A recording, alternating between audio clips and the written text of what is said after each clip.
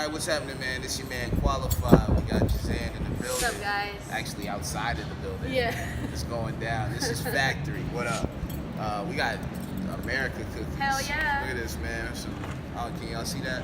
Shouts American out Margie macaron. Remolacho, Hey. working at the airport and shit. We ain't gonna get you in trouble showing this, are we? Sponsored by the tour. The travel man. side. We don't be snitching, you hear? but yeah, man.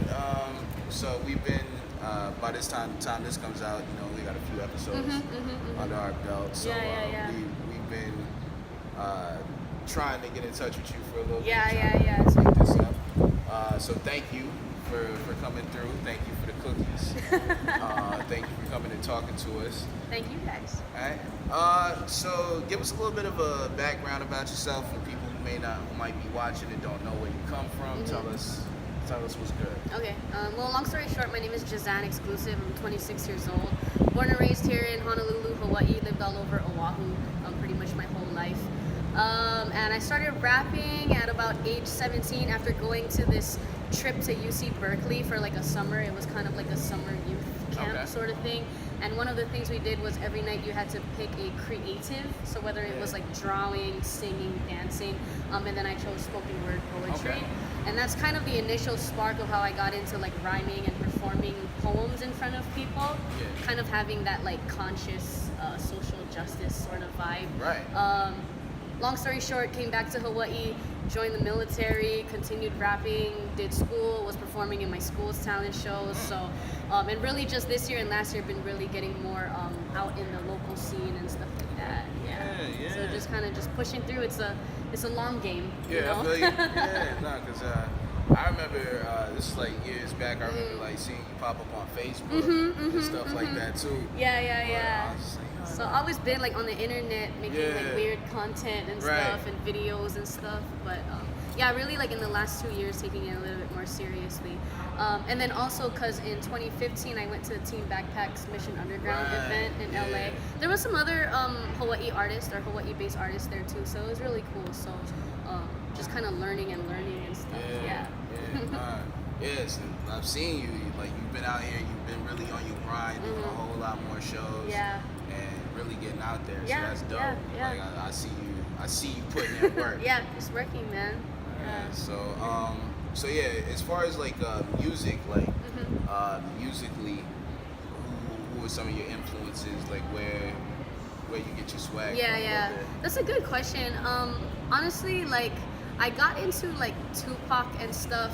Like I guess conscious 90s rap after I got into like the hood rap. So I came into hip hop by means of like 50 Cent, Chingy, like in that post 2000 era. So it's kind of funny, like all the stuff that I really liked as a kid. Yeah, so I always say 50 Cent, Nelly, female rappers too, like Queen Latifah, like going back to like way back in the day and stuff, watching them on Nickelodeon and whatever.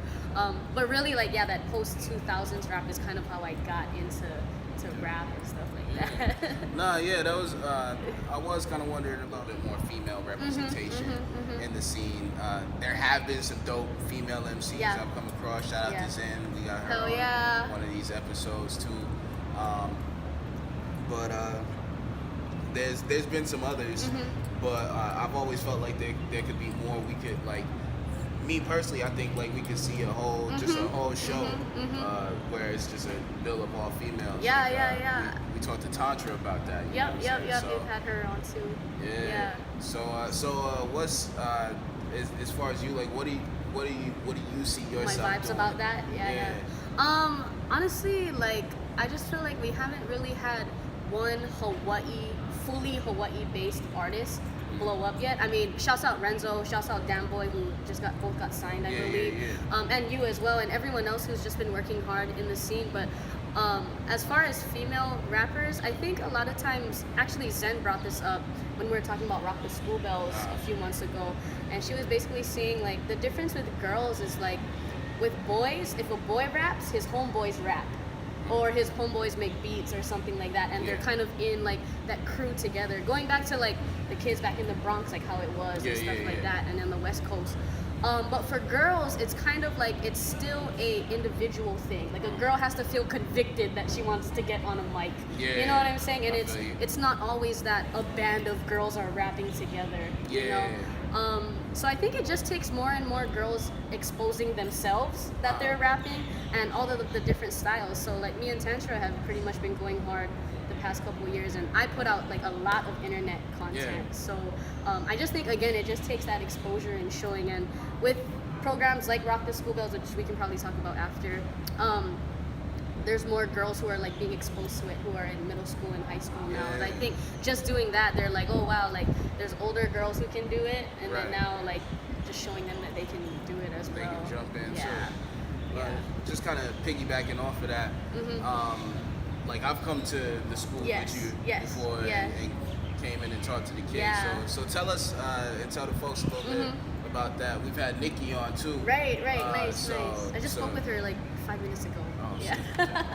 Shout out to Yeah, so I mean the cool thing about Hawaii is that a lot of people are just willing to work together, and I think that's what we need.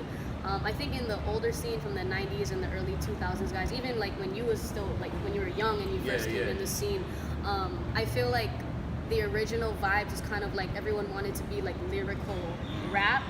But obviously we've seen that, you know, on top of that, Hawaii is a melting pot, and not everyone has to be lyrical or conscious, or and just because you make club music doesn't mean you can't vibe with someone who doesn't make hip hop is a huge vast thing, and I think sometimes being in Hawaii we can feel isolated to where like we start to think we're the only scene when really it's not that case.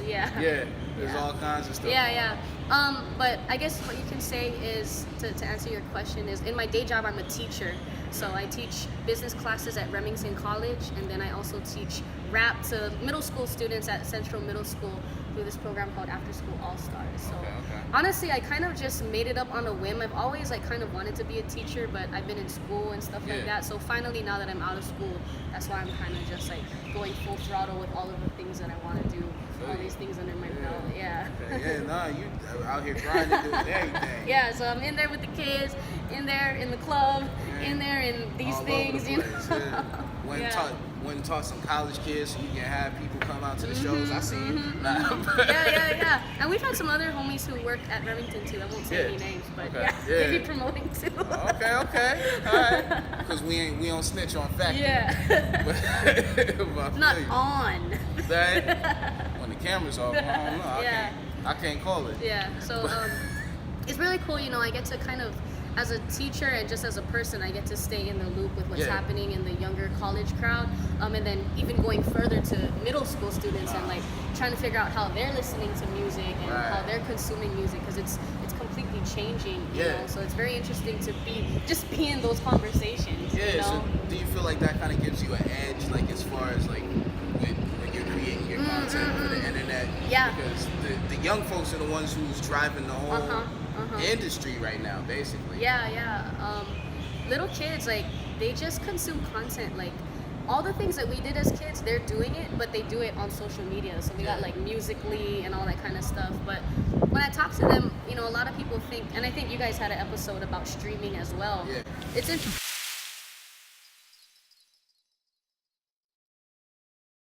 It's interesting because middle school students particularly, they're not listening to streams because they don't have accounts, you know? So they're actually still on YouTube, still on SoundCloud, and that's how, but they have to know about you already, you know what I mean? So that's kind of the thing. So just being in their face and stuff is kind of the way to go, So it's still very like underground, you know, as far as the style of reaching the younger kids, but eventually by the time they hit high school, college, they'll be on Spotify.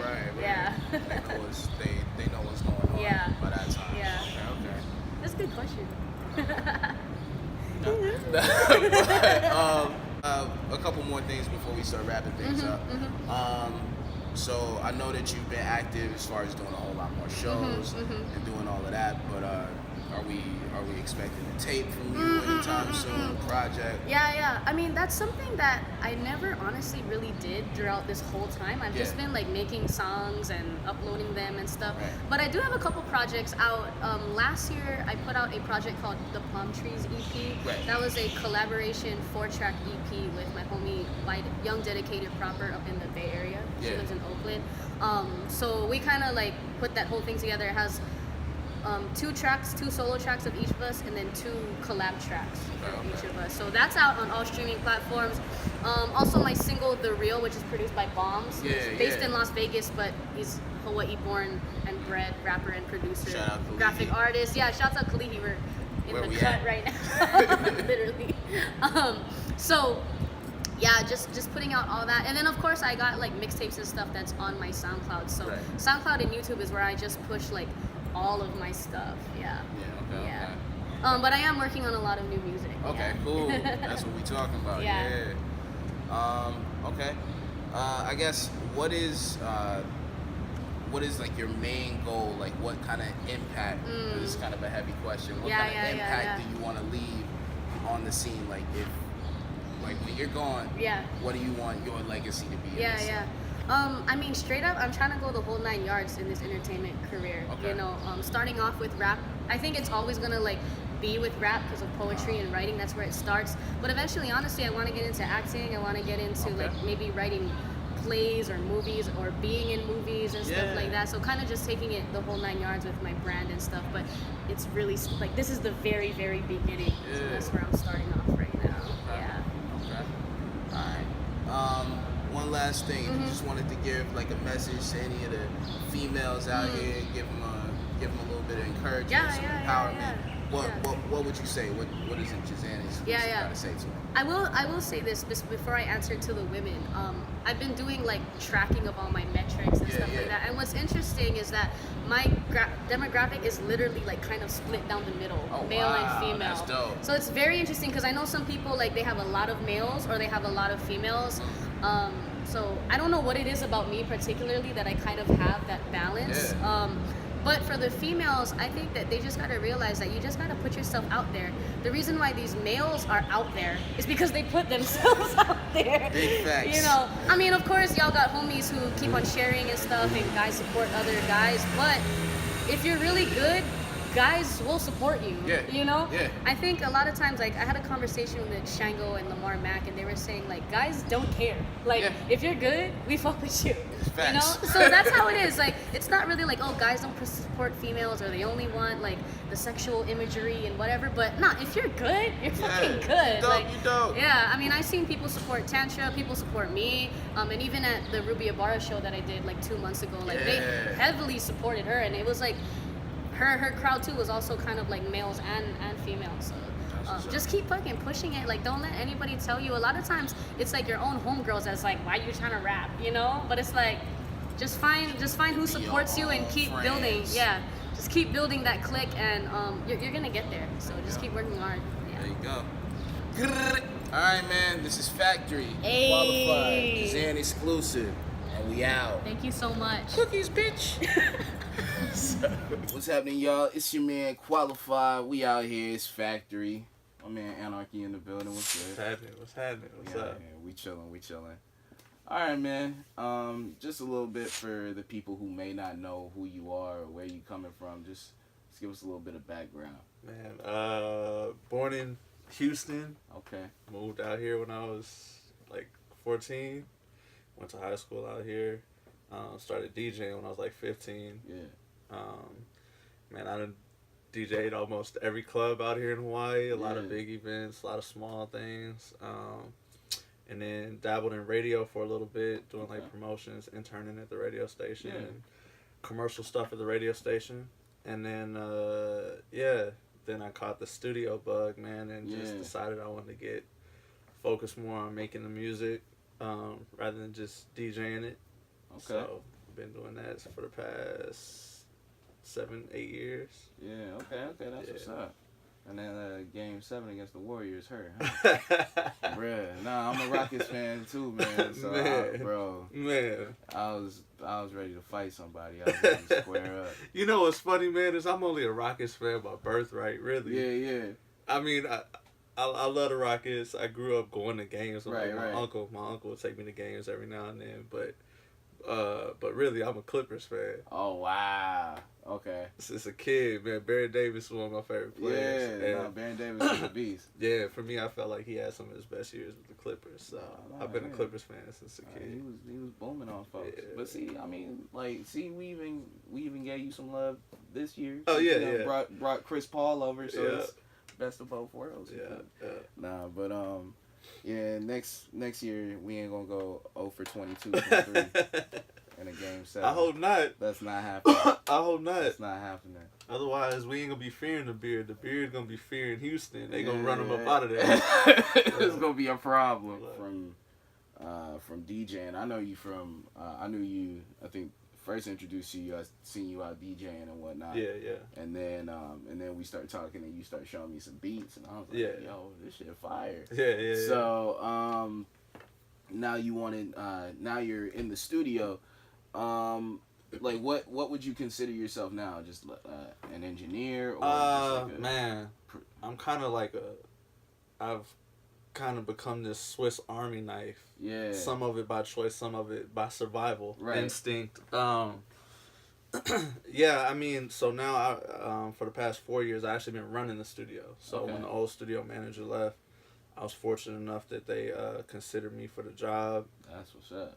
I tell people all the time I didn't really want to take the job, but survival instinct kicked in, and it was like, yo, we all know, man, Hawaii expensive as hell. Hey, big facts. Yeah, plus, man, I was 25 at the time. Yeah. So I was like, yo, this is actually good for my resume. Yeah. If I ever do end up making the move back to the States somewhere, being able to say that I've ran a commercial studio on my own at that young of an age, you know what I mean, having that on my resume. So, so studio manager is one of the titles that I hold right now.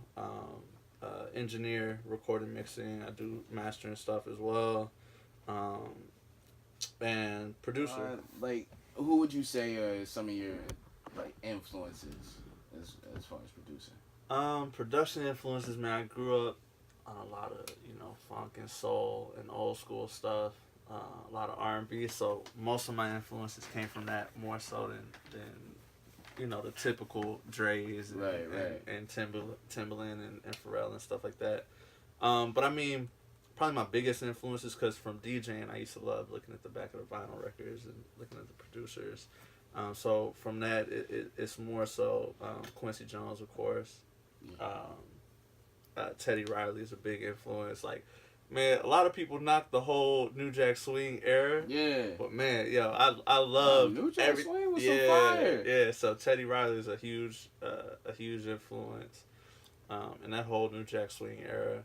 Brian Michael Cox. Yeah, Brian Michael Cox, he's a producer. He's from Houston. And of course I knew about him from being from Houston, but I just loved his style and I mean, the dude is still relevant 20-some years later, but still doing records his way. Right. You know what I mean? He had to reinvent himself every now and then, but he didn't really have to, like, change. You know what I mean? Like, Pharrell has had Pharrell's sound forever. You know what I'm saying? Like, he's had to reinvent himself every now and then, but not completely. Yeah. He's just kind of switched it up just a little bit, but he's always kept the signature sound. Yeah, so Brian Michael Cox is a huge influence as far as when it comes to, especially like R&B records. Everything that he's done with Usher, Mariah, and I'm not even really a huge Mariah Carey fan, but the stuff that she's done with Brian Michael Cox and Jermaine is cool with me. And then actually these new producers, they're not even new. I've been following his career for like probably about 6 years.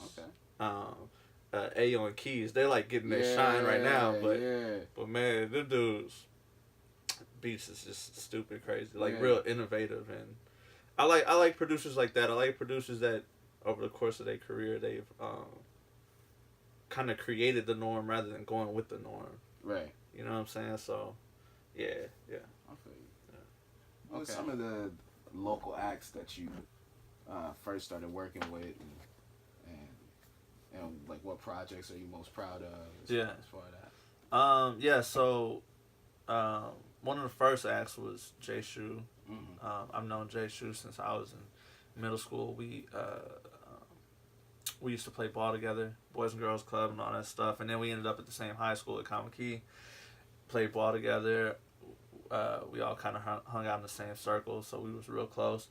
And when I started taking the production stuff serious, he was just like really starting to get some buzz and get going in the scene, and like really focus on his music, because he always dabbled in music. Like even in high school, we all just bullshit freestyle around and everything like that. But he had just started like really trying to put stuff out and get moving. So that was cool working with him. Jim Hurdle, that's been my homie since I first met Jim. And he's always showed love, you know what I'm saying? And then it's funny, the first time I met Jim, he was performing. So after he got done performing, I automatically, when I first walked up to him, I'm like, "Where you from?" Because I knew he had to have been from Texas. Because he just had that slang, you know what I mean? He just had that country slang to him. So I knew he had to have been from Texas just by the influences in his music. But yeah, Jim's always showed love. But I mean, as far as stuff that I've worked on and I'm proud of, man, I mean, everything I worked on, I'm like a real hands-on producer. Like, I don't really let stuff come out that I don't want my name on. Right. You know what I'm saying? I'm not really just like I can't do like the email thing or like work with artists that I don't know. Like, I gotta really rock with you if I'm gonna put music out with you and stuff. Putting out little babies and shit. Yeah, exactly. You know, little seeds. So, I mean, you know, working with Tails, man, I've really grown a catalog with Tails over the past 3 years. Me, Tails, and Figs all together. The record that we did, you know, me, Figs, and Micah and them, that we did with I Am Sue, I mean, that's always going to be a good record. That's the first record I ever did that had over 100,000 plays. Like, that shit was cool to me. So that joint, and that joint was cool too, because it sparked friendships. You know what I'm saying? Like, me and I Am Sue ended up working even after that record. You know what I'm saying? And so I got to record with him, and that was a cool experience, learning experience. I mean, of course, all the Crystal A stuff. That was real cool because it got to let people see that I didn't just do hip-hop stuff. Like, it let people see another... And it was cool, too, because it let people see another side of her. Right, facts. It let people know that she didn't just rap. She could actually have some vocals. You know what I'm saying? So... That was some dope stuff. I appreciate it. So I mean, but every project I've worked on is something that I'm proud of, you know, and something that in some kind of way it was a learning experience. Okay. Just real quick before we end up wrapping it up and everything. So, seeing you work in the studio, if y'all can't tell, we are in a nice place. You know what I'm saying? This ain't one of the studios that I be at smoking all my marijuana and whatnot. But seeing as how this is a nice place, I could imagine that you've had like some big time clientele. I don't know how much you can talk about. We ain't gonna ask you to play nothing while the cameras are on. But like, you know, who could you say, like some people that we might know who come through the doors? I mean, I've done some sessions. I've done sessions with Waka Flocka. Okay. While he was out here. Made in Tokyo while they were out here. Oh wow. Okay. Who else can I talk about? I Am Sue, like I was just talking about. I've done quite a bit of stuff with I Am Sue actually. AD. Okay. He's, you know, a household name now. He's kind of popping off, getting more notoriety outside of California. And then I mean, pretty much anybody you could think of that's a household name locally. I mean, we did majority of the Greens albums, vocals here. Kimmy A, I work with her a lot. Here, Ellie Mack. So I mean, pretty much majority of the local acts that you could think of that are household names, I've worked with in one way or another, whether it be just as an engineer or mixing or whatever the case may be. So yeah. Oh, that's dope, man. Low key, I've been trying to get the Ellie Mac feature for a minute, so I'm gonna need you to grease the wheels for me. me, Man, I tell people all the time, man. Once artists get managers, yeah, nah, it's no. You got a hurdle to jump over at that point. It's a whole different story once they got a manager. That's big facts. I know that from experience. Yeah. So you gotta hit the Ray Jr. plug for that one. Yeah. Like wow. Yeah. Like they say it's cool, but it's a whole different story. Nah, but yeah, man. Well, shoot. Hey, it was cool talking to you. One last thing before we go, not music related. Currently, right now, it's probably gonna be a little bit later when y'all actually see this. Currently, right now, it's still NBA free agency going on. If you ask the armchair analysts, it seems like the Warriors have once again won the off season. We thought it was the Lakers, they got Bron, but then Warriors hit us out of nowhere with Cousins. So who's your prediction to win it all?